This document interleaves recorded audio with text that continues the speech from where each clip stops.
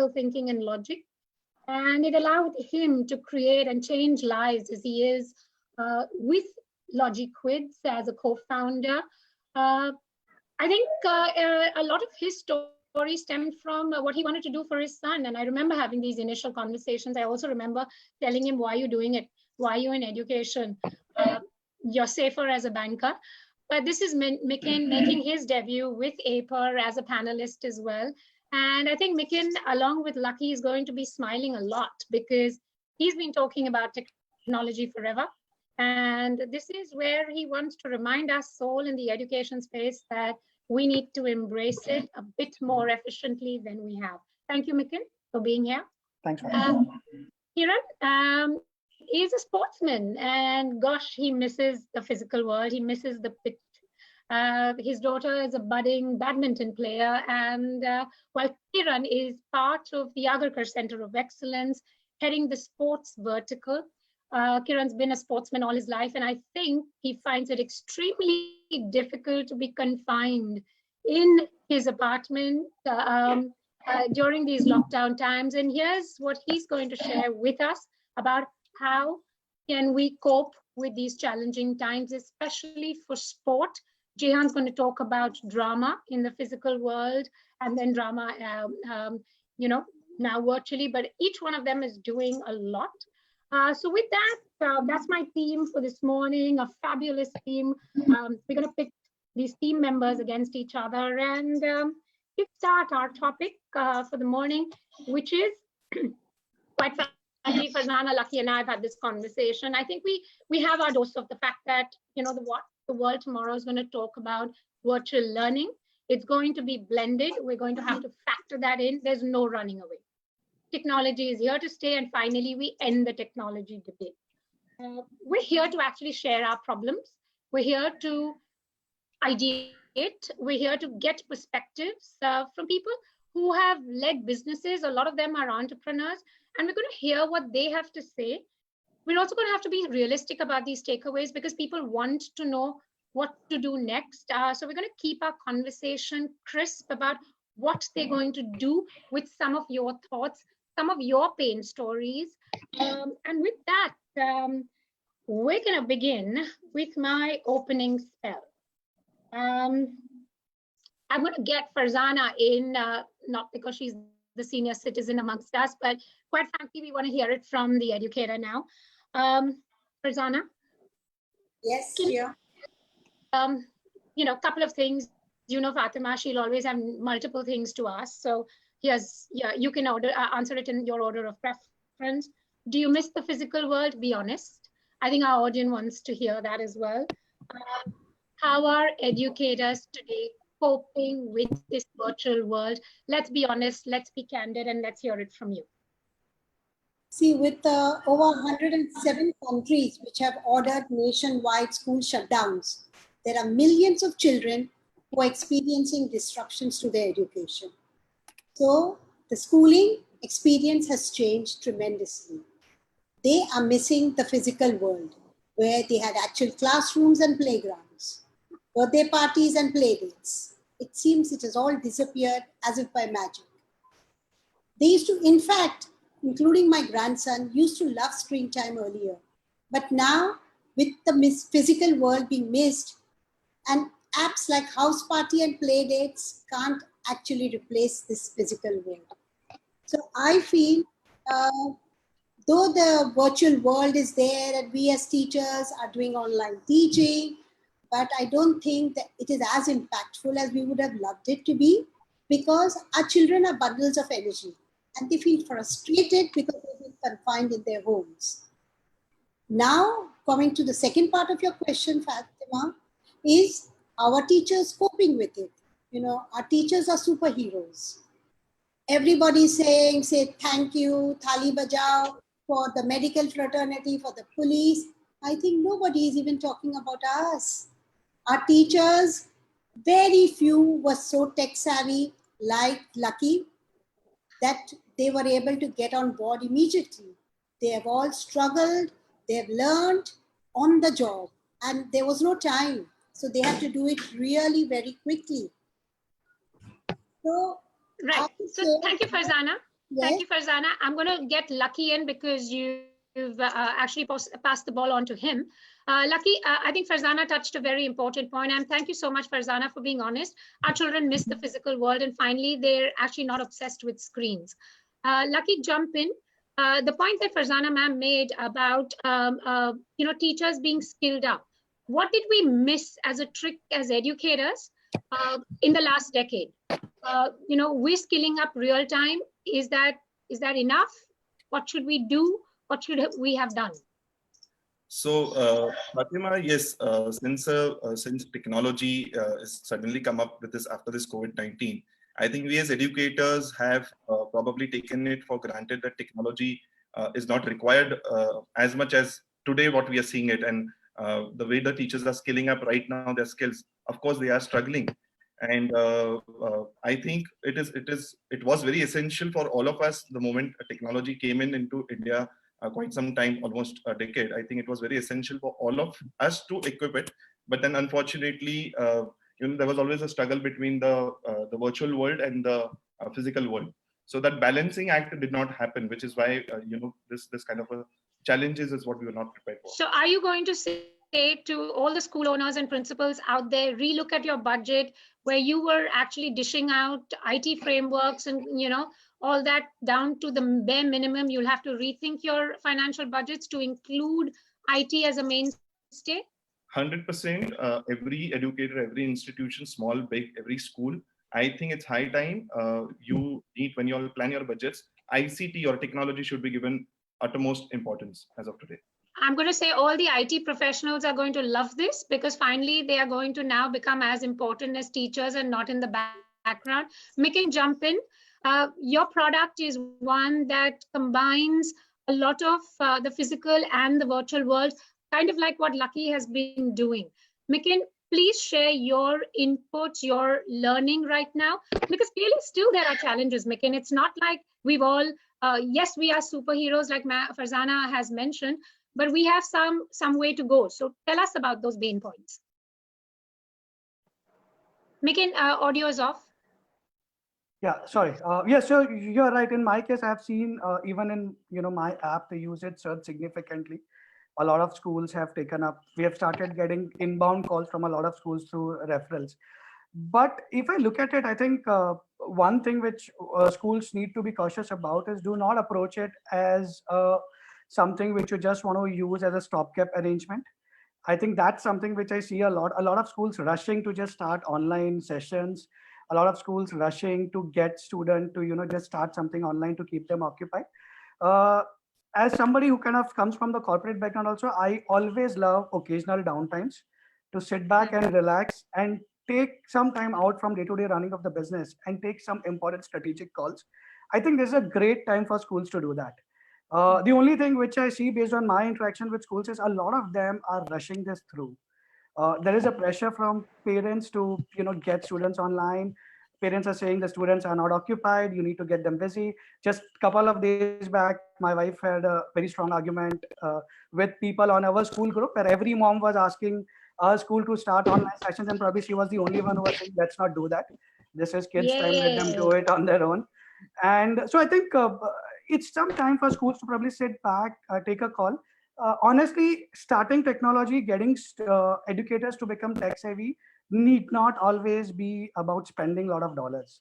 There are a lot of things which you can do while you're still kind of getting your team to get on board. There are products which are free.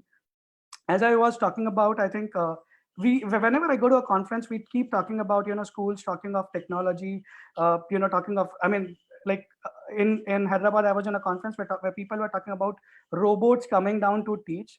Come on, I think that's too far out. We need to first start with the basics. As I said, get to start recording data of your students, right? Improve the academic curriculum which you have for ICT. I mean, I talk of so many international schools. I won't name them. I mean, my son goes to one of them. We keep talking of technology. What they are teaching to these kids, even in grade 5, my son is in grade 5, going to go grade 6, is Excel. Okay, I mean, there are kids in grade 1, grade 2 who are doing block programming. Yeah. Which is very easy. So you really need to upgrade at that level, and these are not expensive things. Yes. Okay. So Mikin, hold that thought, because Sure. I'm going to get Farzana back in. Farzana, he makes a very important point about using this downtime to rethink. And we're talking about now rethinking curriculum content. Farzana, jump in and share what is happening in the education space, because we are rethinking content. I agree with Mikin. We cannot be teaching RAM and ROM in grade 1. Children are coding, creating apps on one side, and the curriculum still demands them to answer those content-based questions which they'll never use in their life again. Farzana? I think, basically what parents, there is a tussle between parents and teachers. The parents want pure academics. English mein kya ho raha hai, maths mein kya ho raha hai, why are you doing other things like drama and music online? They don't understand. I think we need to do a panel discussion where we should invite parents, because in this tough times, teachers are trying to, there are two skills within this whole gambit of all life skills. Is teachers and children are very anxious. They are isolated. Yeah.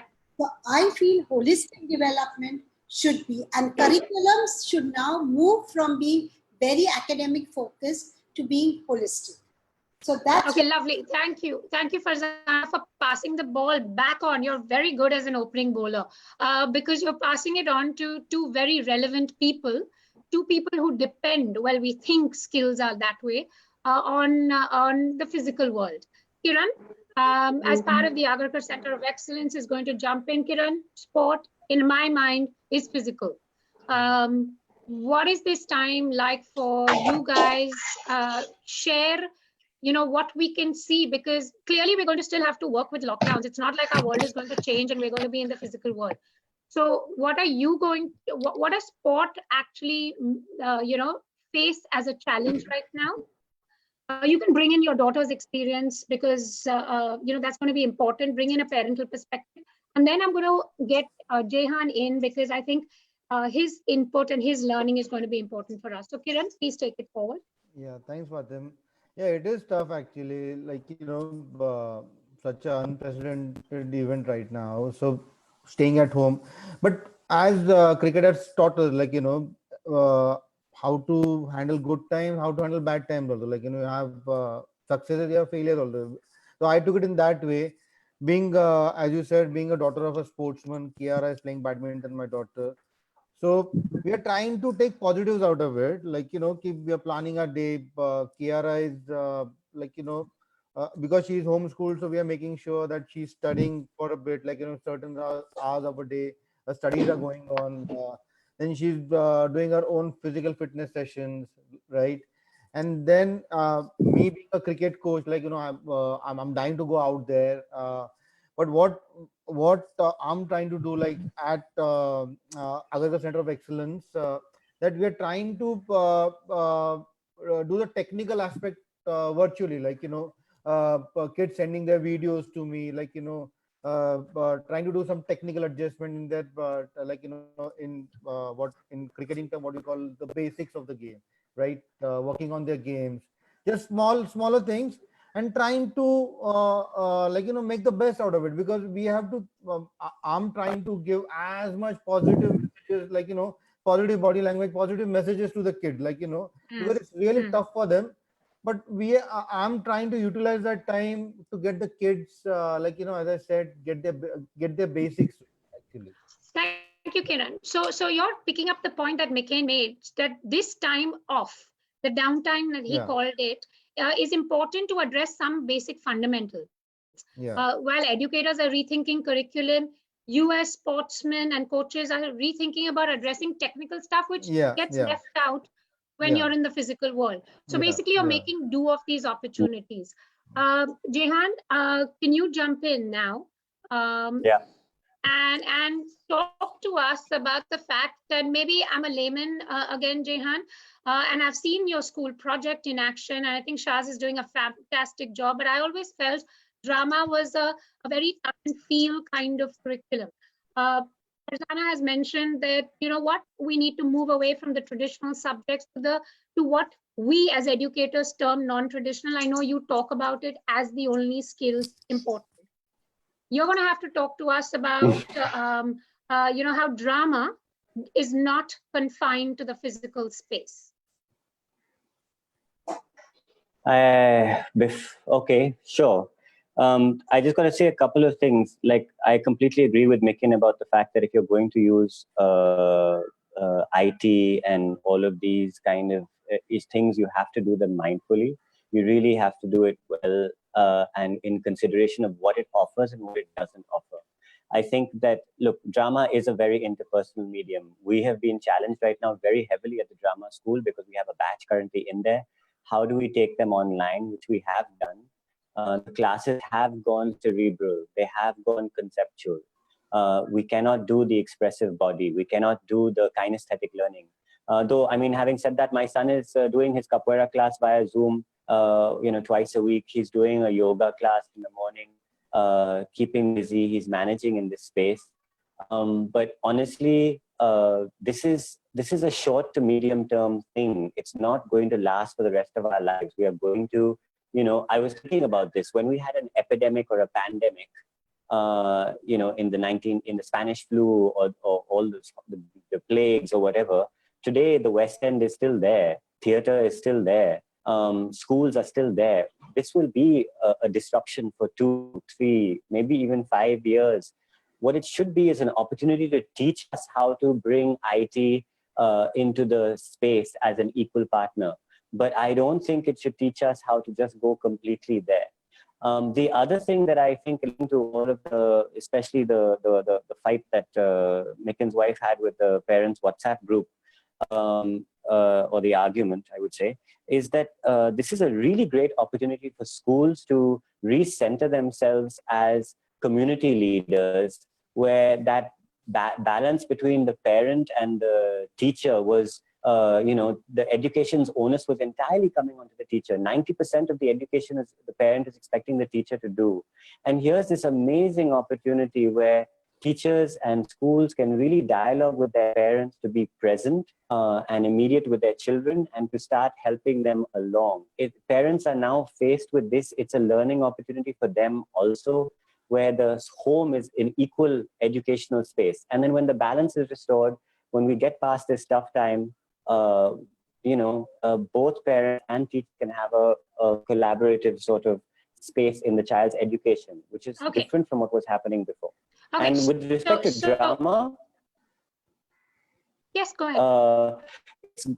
Yeah, with respect to drama, yes, there are a bunch of things we can do online. There are a bunch of through using various technologies, etc. But the human connect is a fundamental element of all our lives, and we're all going to yearn for it, and we're all going to need it back in our lives. Right. And okay, so thank you, Jehan. That way, I think it falls short. So, Jehan, you know, I'm this terrible moderator because I'm going to have to make sure my opening spell is within a time frame.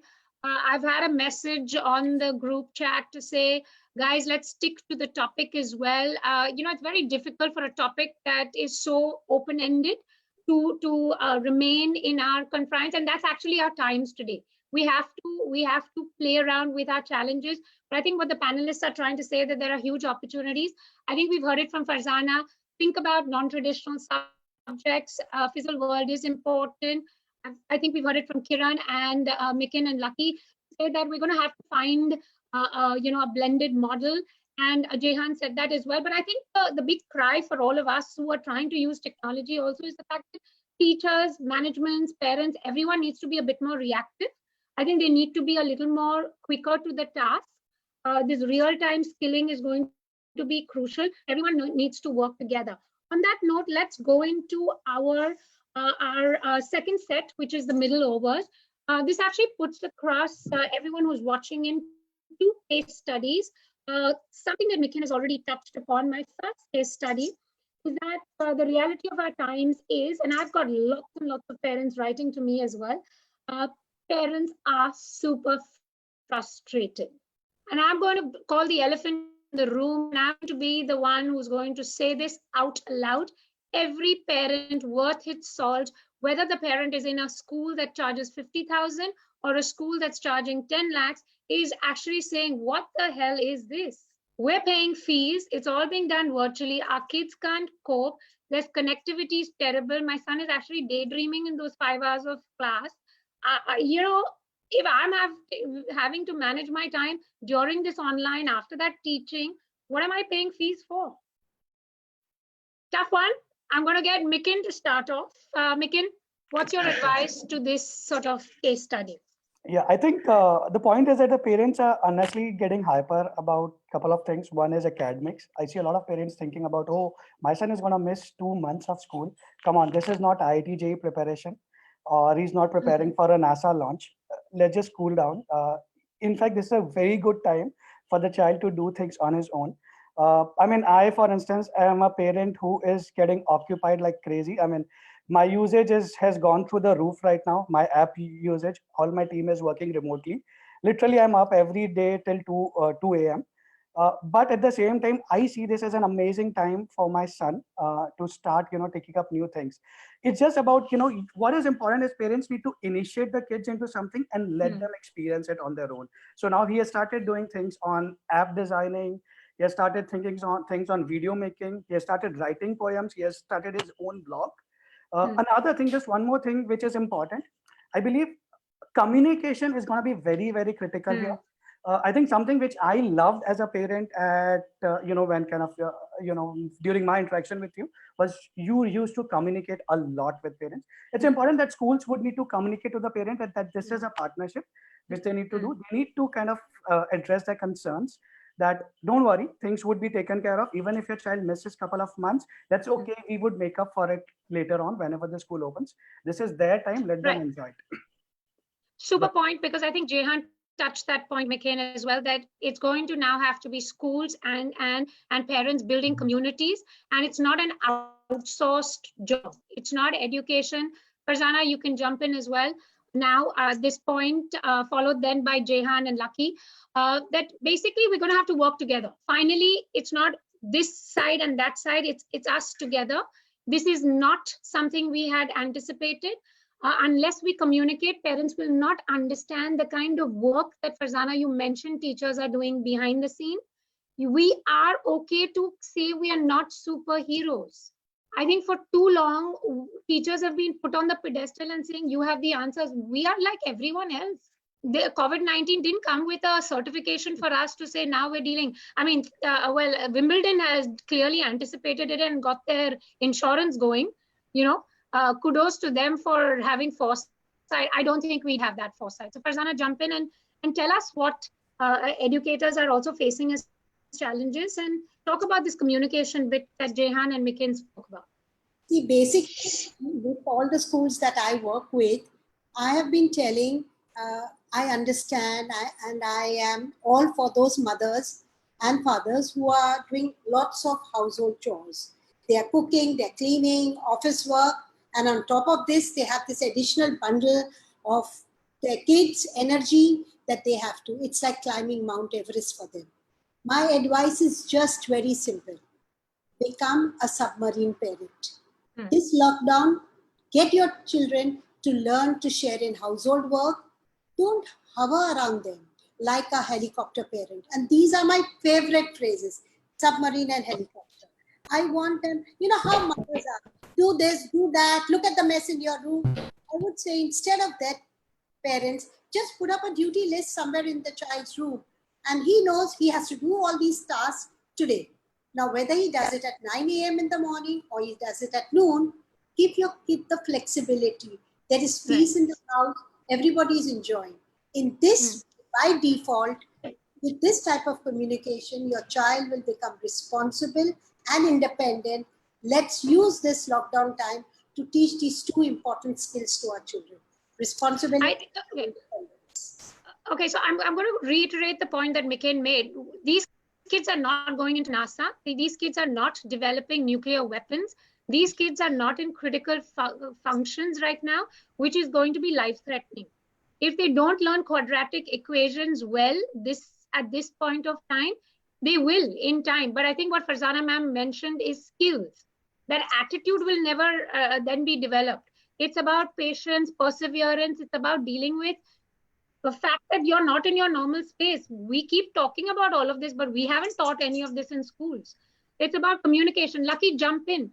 How can technology help bridge this gap? And how do we convince these educators that communication is very important? And how do we use technology to get that?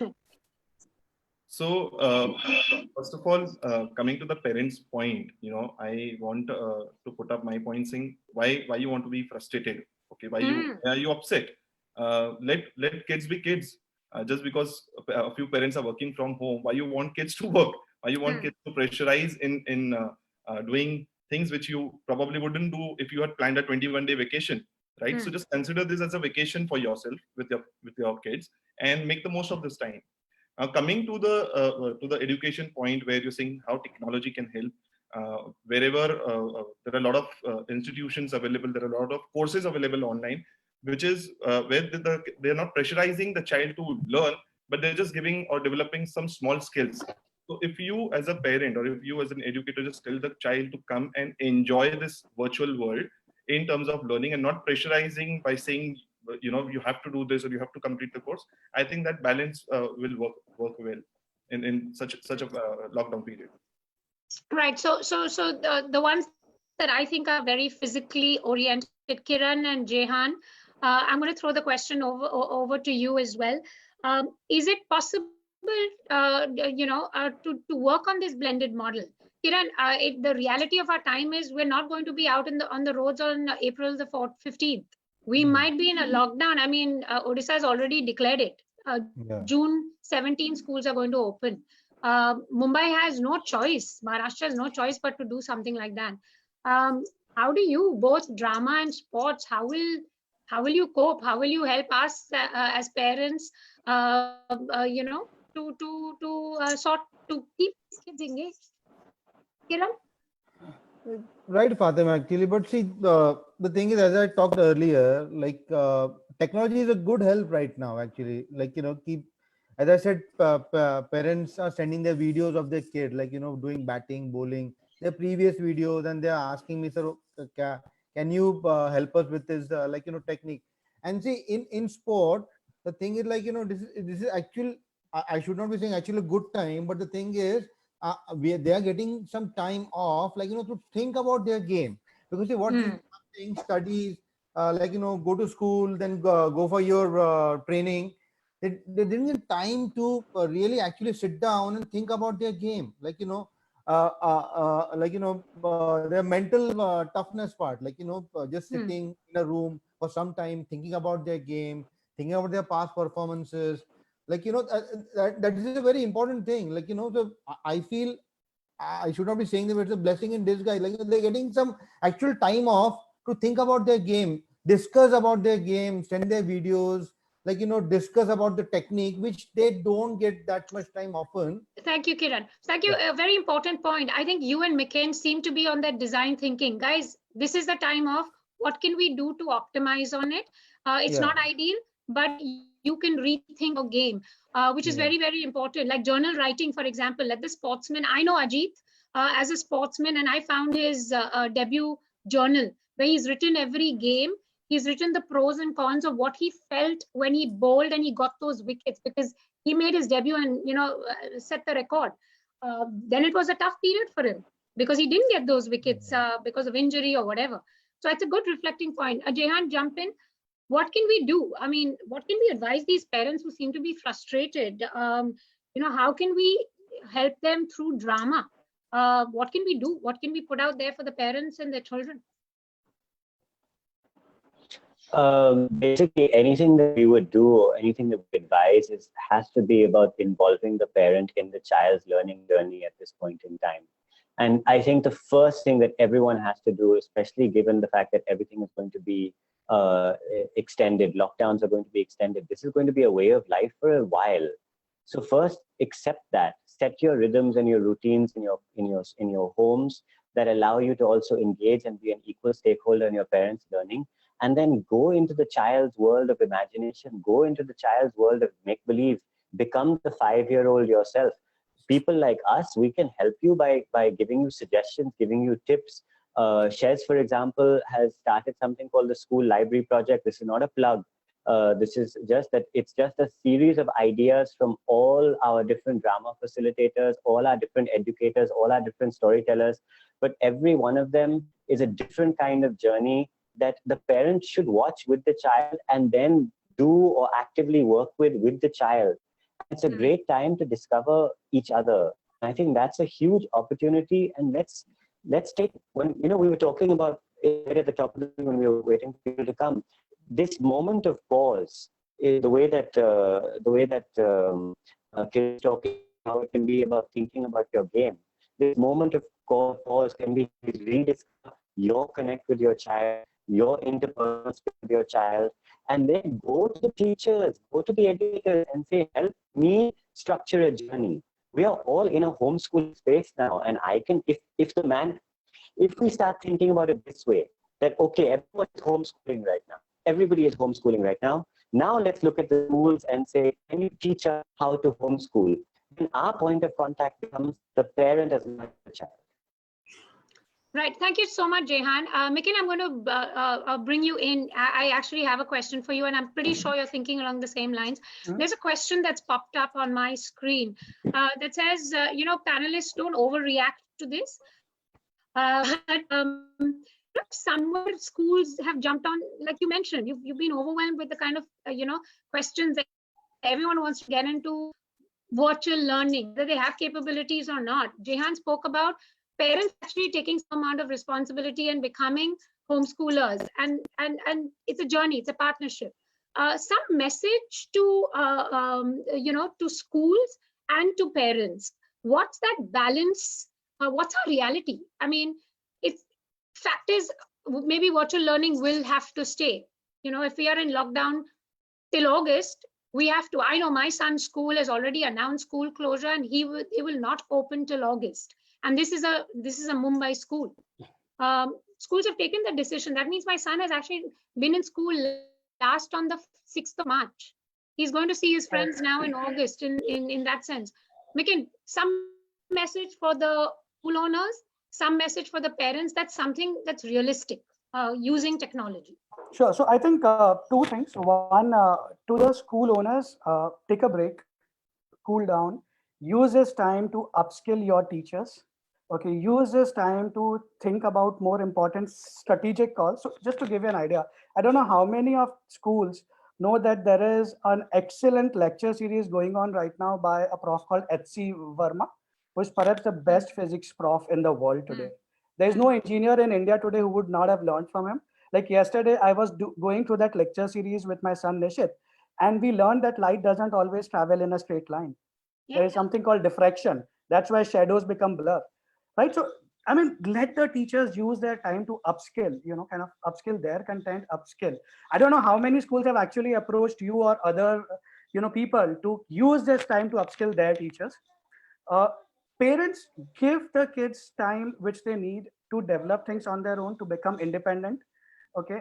It is also important communication. I think how do you bridge the two, right? Is communicate. Use this time to communicate with parents. I think instead of bombarding them with so many online things, virtual lectures, use it to communicate what you really want to do. Use your Facebook page, use your WhatsApp to tell them, don't worry. You have to address their concerns and tell them how we are using this time to upskill our teachers, and they would be able to make up for the time they have. Just one last point is, if you still want to give something to kids, maybe it's a good time to give them and allow them to go in depth of concepts which have already been taught.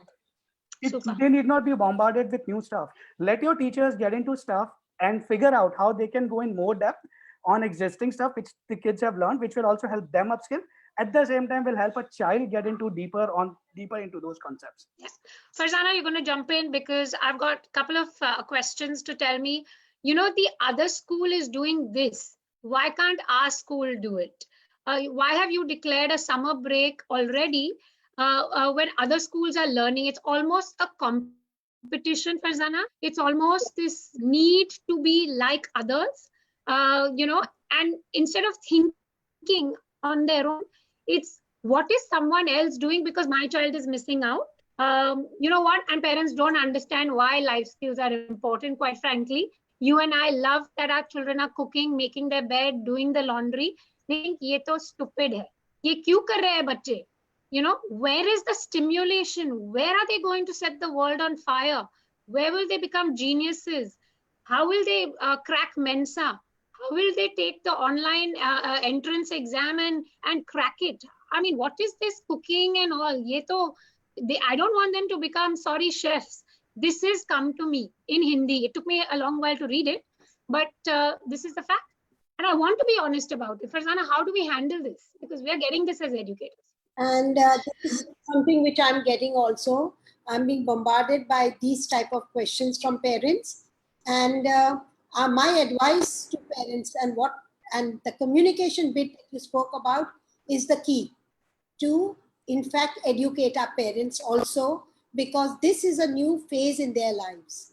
What we have done at school is we've tried to communicate with parents, with group of parents, and we're asking them as a chain movement to talk to others that we are not in competition with anyone. We are in competition with our own selves. Let's upscale our child's skill sets. That's important. Academics, do not worry, do not be panic stricken. We've got the next year, we will pull it up. But skills, this is the time at home that you can help us. So my advice to schools would be, instead of giving them 5 math sums and English comprehensions, give them logical thinking ideas, give them critical thinking ideas. You're developing their skills. That's basically what I want, because if they have the skills toolkit with them, they will be able to do a fantastic job in the future when we start the academics. Yeah. Okay. So sorry, Farzana, because this is an education space, I'm going to get you to hold on. I have another question for you. This is actually coming from teachers, because some of the schools, are holding off salaries simply because, sorry to say, parents have not paid the fees. Tough one. I'm sorry, we're all entrepreneurs, we know. You can't have one without the other. It's locked in, it's that situation. And I often say, if you're paying peanuts, you get peanuts. So let's not kid ourselves. Everybody's house is running with this income. Teachers need to be paid if you want them to be the superheroes and skill your children. So so fees have to be paid. What is your big message to parents, because and to school owners, and make him jump in as well with this? Say, guys, we have to be in this together, Farzana. Yeah, so basically, I think this is the most undone and uncool thing which a parent can think of, that why should we pay school fees because our children have not gone to school? But fortunately for them, schooling is still happening online. The teachers are not free. They are working from home. They are spending more time because they are not tech savvy. So also I hear these very silly, stupid things. Bus fees. Why should we pay bus fees? Our children have not been bused. They don't understand that it's a contract which schools have signed with contractors. It's a 12-month contract, and payments, they all in turn have to pay their drivers and cleaners. There is maintenance issues. So parents, stop thinking in this very small, narrow tunnel. Think big. Think, okay, money is not the only crux. Let's think what else can we do to help our teachers. I'm sure, and that's what we've got. We've got 2-3 parents who have volunteered. Guys, we are very savvy. Can we help you guys in something? And they have taken up some of these online classes for us and teaching, like what Mikin does, some different skills which they are good at, and they're teaching our children. Like we've got one who is a very good sports enthusiast. He's doing some fantastic work with our children for fitness building in the homes, indoors, and super fitness. So, and the kids are enjoying it. So parents, please, and school owners, this is not the time. They have EMIs to pay. They have their own personal salaries to pay to their maids and cooks. So this is not the time. We have to think big. Stop thinking small. Yeah, so Farzana, the point on this, Mikin, you might want to answer it because you're a parent paying fees as well. I have a question that's come up, and Delhi, we've opened up a Pandora's box about school fees. One parent is saying, okay, I understand teachers have to be paid, but they don't understand this fee increment. That this year the school fee has increased. Now they don't understand that budgets are decided, increments are done way back in November, December. They are thinking the impact is now because now you have to pay the fee, right, for next year. Just some advice for them to help them understand the rationales. Yeah, so I think I feel as a parent, they really need to think about the fact that this is done, as you rightly said, more from a long-term perspective. So all the increments are taken into account much earlier when the budgets are prepared. And I think what is very important for parents to understand that schooling is not just about a physical world. Education is not just about a physical world. Just because your child is not going to school doesn't mean he's not getting the right education, doesn't mean that he's not learning. I think it's important for parents to have that perspective and look at it. I mean, fundamentally, I as a parent have a very strong belief on that, and I feel that India has got it all wrong. We look at education as an expense. That's where we just cut it. We kill it. It's not an expense. It's an investment. Ask my dad, an investment, right? As I said, he used to drive an auto rickshaw. Today, I drive a BMW. It's because he decided to invest in education. This was the most important investment which he had. Yeah. Parents need to look at it like that. Unless you pay the teachers, you will not get the best teachers. You want the best of everything, but you don't want to pay. That doesn't work. Yeah. Why do you go to a doctor and you are happy to pay a premium, but you don't want to pay a premium to the teacher? Yeah, I know. Today the masks are selling at differential rates. Even if it's a medium class mask, it varies from 450 to 1200. That's okay right now because you need it for medical protection. Okay. But 6 months down the line, you said, back in the days, you said, what rubbish? Why should we spend so much? So guys, let's not think of it like a commodity. Let's think of it as time investment. It's an ecosystem. And we all need to work in that ecosystem for us to remain alive. I'm more worried about after lockdown, what it's going to affect. If you have a teacher struggling to make her ends, you won't be a brilliant teacher in the classroom. Jay, jump in because you may have some words of advice for our group, and then I will go into our strategic timeout. Jay, just one point, Fatima. Sorry, just one point. I think the fact which you mentioned, right? I think so. There have been a lot of parents who keep talking about that. We need to look at Finland and see how their education system has evolved. I think what they also need to look at, see how teachers are paid there. To be a teacher, you have to be top 10% in the class, and they are paid as much as a banker or a corporate lawyer. Right? Only when we change our mindset can we get the cycle straight. Somebody has to budge, and I think for parents it is easier to budge than for schools to do that. Yeah, and I think Ati Popat, as part of the president of VCA and as part of paper, this is her initiative as well. I think one of the first things we talk about, Farzana, you will jump in and support me, and Lucky as well. We talk about education as being the #1 industry. We need to pay our teachers better. We need to be. We have to have more respect for these teachers because they get under scrutiny. COVID-19, teachers are under scrutiny. Economy going down, teachers are under scrutiny. I think it's time we think of it as an ecosystem. We cannot work without parents. Rehan mentioned the point about communication. Mekin has said this as well. Farzana has used that. I think everyone's saying, let us know what you think. Let us talk a lot more. And even if parents have 20, I think we should be prepared to answer them. I think the irritation is, are yaar, kal to bola, wapis aa gayi. That's the attitude. But maybe she's not understood it, Farzana. Maybe that's why she needs to come back to you because she has comfort. But why is this resistance of management to talk to people? And people are their clients. If I think about it from the corporate world, this is where your business is coming from. So why keep them away? And it's okay to call the elephant in the room, Farzana's times, and say, yes, we have no answers. See, basically, I think management as well as parents need to have these open lines of communication. I know of many schools who have, for the next year's fees, this was the time in a normal world to pay fees for your next year's, for your child. But they have all put it on hold, knowing that people are going through a lot of turmoil.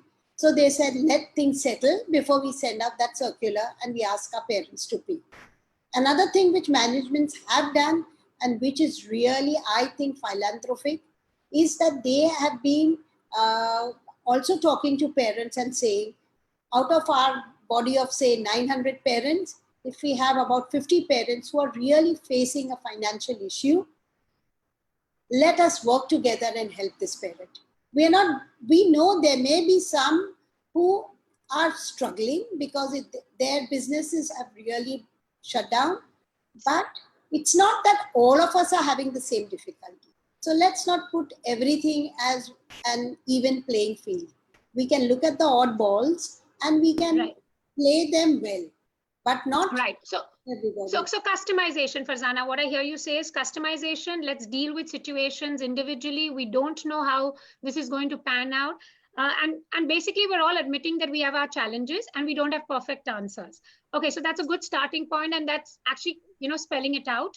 We're all going to have to work. So I don't think we're going to create complete strategies at the end of this panel discussion, but it's given us a lot of food for thought. I'm going to go into a strategic timeout. There's this one question that a frontline medical professional's wife has asked us, and anyone who wants to take this question can raise their hand. She's saying, my husband's a doctor. He's out there daily exposed to, he can't be this parent that Jay is talking or Kiran is talking, rolling things for his child, or Ken is talking. These are my personal challenges. I'm basically a single parent at this moment. Should I be focused on this academic? Because quite frankly, I don't have the bandwidth. I'm cleaning, cooking, barely managing to stay afloat and worrying about my husband. And, should I be worried about academics? Quickly, one word, and someone raise their hand, take this question so I can move into strategic timeout. Yes. Basically, I think she should not worry about academics. As I said earlier also, it's a journey.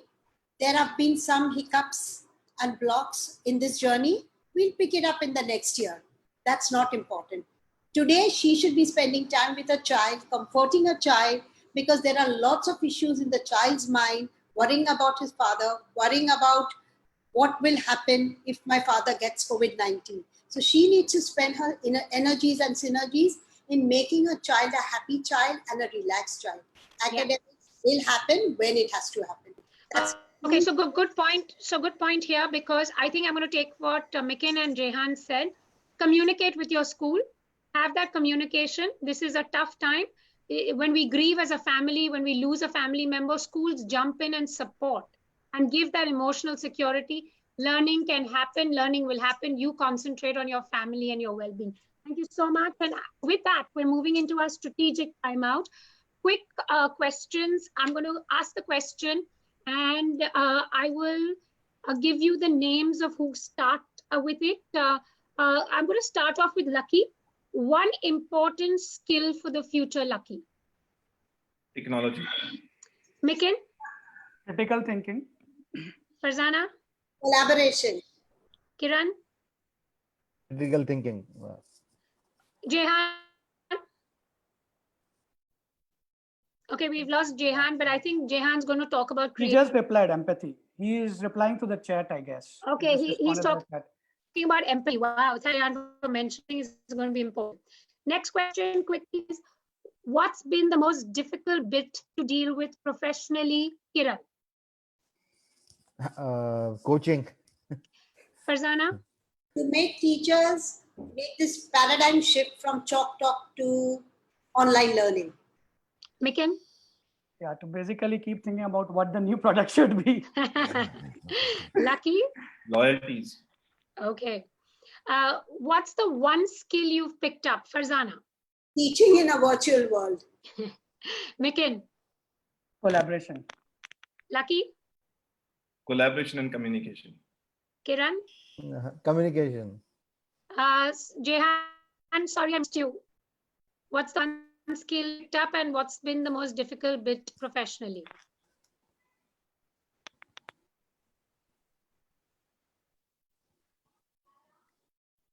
Okay, while Jehan responds, I'm going to go to the next question. He just responded. pivoting Pivoting. is what he's saying. Yeah, As an entrepreneur. yeah, I think something what I was talking about. We're all going back to the drawing board, Jehan. Okay. Okay, quick one. Lucky, something you would never do again after COVID-19. Not stop learning. Sorry? Not stop learning. Okay. Very profound, Lucky. Mikin. Yeah, I would say what Lucky said, never stop learning. Guys, yeah, y'all are all giving political answers. Farzana. Stop cribbing. That's why now you know the Ghadiali gene. Farzana is my aunt. Everyone who does know said the same thing. Stop cribbing. Kiran. Never to visit China in a funny way. Okay, Jehan, if you've heard the question, please answer. And his answer is not take anything for granted. Thank you, Jehan. Accept realities and adjust. That's the life of an entrepreneur anyway. Okay, something you've learned from the fellow panelists. Lucky. I think it's too many things what I've picked up from everyone. But yeah, what I've picked up is be prepared, communication, collaboration. 3 things are most important things that I've picked up. Mikin? Yeah, I think the most important thing which I picked up is to learn the educator's perspective. And I think that's been very enlightening. And it's great to hear that how educators have been putting in an effort and the kind of problems which they face. So yeah, I think for me, it just gives me a little bit more balance in my point of view on how we can make an effort to change education going forward. Farzana? Every person has an opinion. Respect it. And this teaches us tolerance. We need to tolerate everyone in these times. Super. Jehan, I hope you're writing your answer. Kiran? No, plenty of information regarding the from the educationers, from the parents, and plenty of information like a lot of learning actually. What we can do with the kids, what I can do with my daughter actually, like that. Okay. So Jehan's learned that we need to be ready to get families and schools to adapt to our new realities. A lot of us are in it together, so it's one ecosystem. That's a good one. Okay, I'm going to throw that googly that Jehan asked me to, but it's not actually a googly. It's just a ball that's going to seem a little bit. One fundamental change that you would like to see, starting with Mikin, with education. Yeah, Educators' attitude, whatever. This is your free hand, free hit. Okay, so I think I very strongly believe that there needs to be a fundamental shift in attitude. I think it is the quality which should matter, not the quantity. Run it like a corporate in practice, and I'm sorry to say that, but I've seen educators do not always preach what they teach. So I would see them being very strict about. I would see them being very strict about the student to be on time for school. I've been to meetings where I waited 2 hours to get a 5-minute audience. And that was very different when I was in the corporate world. So I think it's time when they do Mikin, I have to jump in. I have to share a story that you and I keep laughing about. How many times have you gone into a meeting and they have no clue because that email has not been read? Okay, it's very common. I mean, a lot of time educators would say, please drop us an email. And of course, nowadays we can track whether it's been opened or not. And I would say for 5 days, it has not been opened. So yeah, I think it is really important for our educators to upskill, to look at things and see how they can improve things. I think we need to have a lot of professionalism in this sector, and it needs to start with the principals, with the directors, with the owners. This is a great time to put those things in place, get those practices in place, educate, upskill your teachers, get them to attend those training sessions, communication. I think a lot of these things can happen. And sure. So Lucky, educators are working hard. We perhaps have recognized that there is a lot of work. I will say on behalf of my fraternity, because I think I'm going to be banned from the education circles if I don't stand up, but I'm going to say there's a lot of passion. There's a lot of creativity. There's a lot of effort. But like Mikin said, we perhaps need to upskill. We need to accept certain realities, and that has to be done real time. So Lucky, one fundamental thing that you think can change about the companies as well and about educators? You're talking one change which educators need to implement in their working, or and also the tech companies so I think for educators, I feel they should be very adaptive to change, adaptive to new things which is coming in, because sorry to say, but I've met a lot of educators having a lot of experiences of 20, 30, 40 years, and they say, ye sab kuch nahi hota hai, we know the best. So I think that's where the entire, and they're sitting on the topmost level. So I think if they start changing, if they start adapting the new things which is coming in, it's not only about technology, but there are so many things, okay, which are changing. So I think one message which I want to give to educators, that since we are educators and we say learning and we should never stop learning. So I think when change comes, just adapt it. And second thing is, of course, upskilling your teachers. That is very, very important. Yeah, clearly my strategic timeout has turned into middle overs, but Farzana, jump in. Tell me that one fundamental change for even the tech companies, because Farzana, you know what? I've been in those boardrooms where there are 5 different companies who present 5 different products, and then one and the other is not integratable. So I'll have to buy one from this one from the other. It does leave us overwhelmed, Farzana. See, basically, I'm going to be the devil's advocate, and this is something which I would love the education minister to hear. Teachers don't need paper degrees. All these problems which Mickey, you, Lucky are talking about is because why do you think B.Ed is necessary? They should get, in many countries, they have something called a teacher's license. But what we need are people who are passionate, skilled, creative, and mindful. But what we are getting is a bunch of people who have studied something and passed an exam and are in front of our children trying to teach them 21st century skills. So I think what we need is a very different set of teachers. So paper degrees are not going to work. Good point. Yeah. Good point. Kiran, because you run the Agarkar Center of Excellence, you deal with coaches. And I'm going to say a big pain point for educators and for parents is the quality of coaches as well. So one fundamental change, you've heard it from the rest. What do you think? No, I feel most bit more sports hours in the school curriculum, and try to help out the parents actually, because parents are a bit confused. There is a general thinking that if my child is playing sport, he's going to miss out on studies. So there's a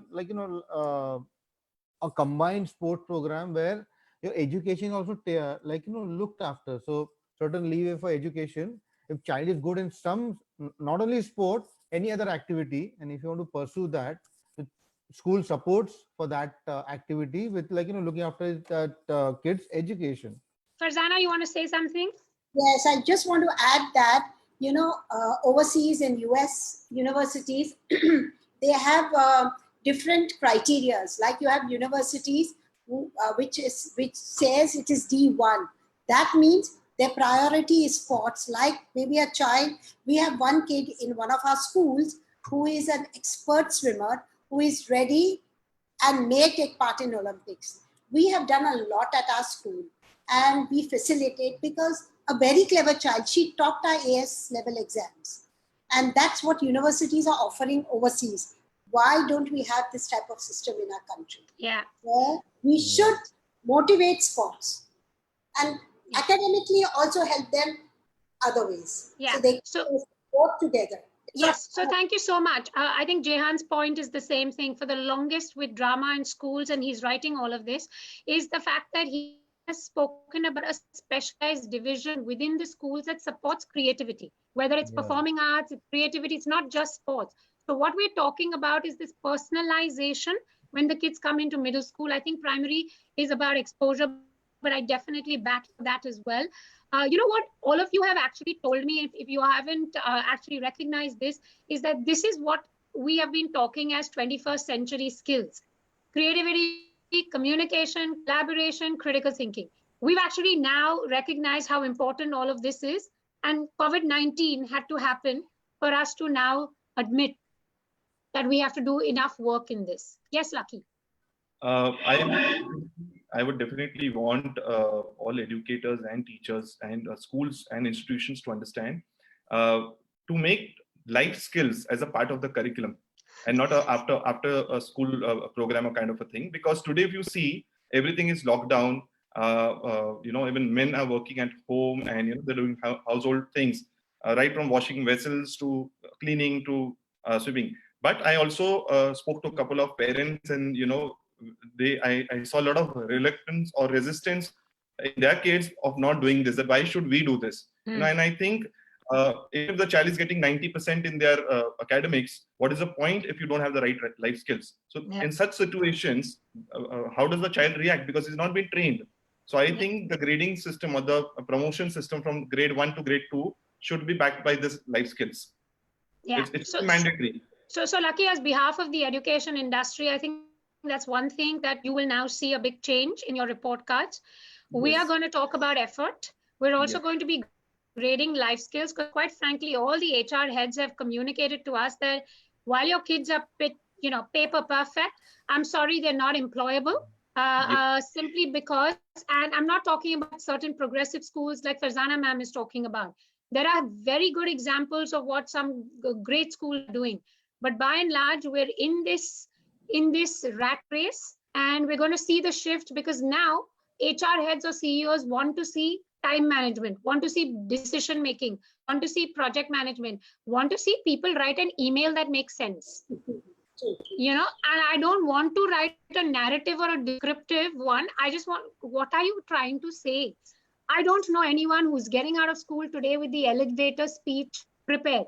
We have to do an MBA to figure it out and then sit across, like Vikin said, for 2 hours to get into a meeting and then give 30 seconds and we have to say everything that we want to. I think times will have to change.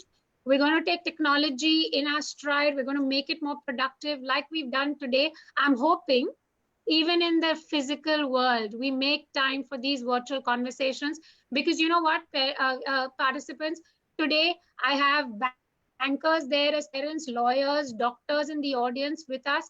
I have educators, school owners, and unless people like y'all share your problems, what you're thinking, your perspective, that whole communication will just be recorded on this video and no one will watch it after COVID-19 is over. So we're going to have constantly be out there and orient. On that parting note, because I think we were supposed to be half an hour, and anything to do with Fatima means extension of time. But I think we've enjoyed ourselves. Okay. So yes, we can. I just had a couple of points which I think we missed and we should have covered. And I think Farzana ma'am covered it very briefly. I think we have not talked about the psychological impact it can have on kids. I have seen my child, waiting to go out and play. And he's been held in the house whole day long. And I think at that time, we burdening him with further academics could just make matters worse. I think it's very important that we allow them to utilize their brain to kind of, do some sort of mental exercise as well as physical exercise. I mean, my sense is this is going to continue till September because schools are going to be the last thing which would be opened up. And I don't know how kids will cope. Kids who have been, kind of going out daily, playing every day, 2 hours, 3 hours. I don't know how they would cope up with. If parents, I mean, there was a question where you said parents are feeling frustrated. Just imagine what a kid is going through right now. So I think I'd also like to say something. One thing which we all need to be very cognizant of and need to take care. And I think that's where. So I think both parents and educators need to collaborate. There was just one more point which I want to talk about. Let Jehan kind of talk about this, and then I can come to the switch to my other point, which I want. Sure. Jehan? No, finish. Jehan, the other point is completely different, not on this. So if you want to talk about the same thing. Okay. So, look, my feeling is with a 1.3% projected GDP in the coming years, job losses, all of this happening, there's going to be a lot of stress in the home space. Your child, your parent, etc. And we all have to first acknowledge this change, and I read a beautiful article and recognize that we have to grieve.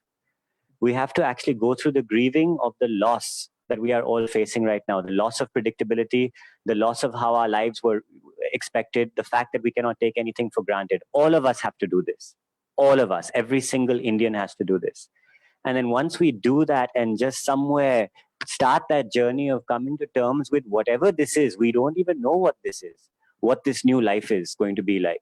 But as we get into that space, then come back to the things we know and start with the smallest steps of how we can be better for our children, be better for ourselves. There's that wonderful airline thing. You have to put your own oxygen mask on before you say you put the oxygen mask of the people around you. And this applies very much to the kids, to the parents and their kids as well. Look after yourselves, figure out your realities, get to a place, and then start to work with your kids from that space. A very good movie to watch right now is Life is Beautiful, that beautiful film that was there many years ago that won all the Oscars. That father and how he took his kid through that journey. And this evening, just forget everything. This evening, just forget everything. Go back to your kid, do a kissa kahani, and then get up with your child in that room. Take every pot, pan, sheet, bed sheet that you have, and do something creative with your child and just be with them in that space. Because from there, you will discover the things you really need and the oxygen you really need to get through the next 15, 20 months. Thank you, Jehan. That was beautiful. And as always, it reminds us of the basic essentials that we were out. And COVID-19 is the new normal now. We've got to embrace it. So spending time with your child and first learning to breathe and accept this as a reality, basically mindset, gearing it up as we move along. We are not going to get out of this lockdown anytime soon. Farzana, any sort of parting thoughts to sum it up? I'm going to come back to you. Fatima, I just had one point which Farzana could probably add to. Sorry, go ahead, Farzana. Hello. Yeah, hi. Change is universal and inevitable. So we need to follow two things: adapt and apply. We have to accept the change, not only this change the lockdown has brought about, but the change after the lockdown. So adapt and apply and just be happy, be positive. Yes, we can. Yeah, so I think the other point which I want to make was, and maybe Farzana and you can probably answer that better, is, I have seen there's a lot more collaborative effort which can be taken, which can be done. There are parents like me, forget being an entrepreneur, a parent like me who can add a lot of value. There are things which I want to do on technology. There are things which I want to do on education, like physics. As I said, a lot of experimentation can be done on physics to improve it. One thing which I have not seen schools do is collaborate. I am, for instance, part of a couple of WhatsApp groups. Since the lockdown, I have hardly seen any discussion on what you can improve better.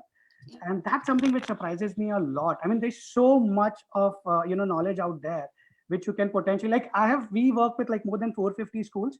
I've hardly seen any school, kind of come back to us, or where we have also offered, if there is way which you want us to do on technology, on education, it's okay. I don't want to talk about logic kids. I want to talk about content, how you can do better, how you can keep your kids occupied. But I've not seen that happening. I don't know so Mikin, if you see my Facebook post today, so I beg your pardon, it actually talks about collaboration between two CBSE schools. One is in Ratnagiri, one is in Nasik. And we're actually talking about virtual learning between them. There's going to be DY Patil Talegaon as well participating, and another school, which is the guest school in Goa. So it's already become a collaborative process. Mikin, I'm going to say, I think educators have recognized that the territorial nature of their attitude so far now needs to give away. The American school of Mumbai has opened its doors out to any school who wants to take their content, because they had prepared for it. This was done a year ago. They have curated content that's going out to their kids. They're happy to share it. CBSE has officially spoken to them. So Mikin, that door has opened. Now it's up to us, EdTech companies, parents, teachers, school management, to do it quicker.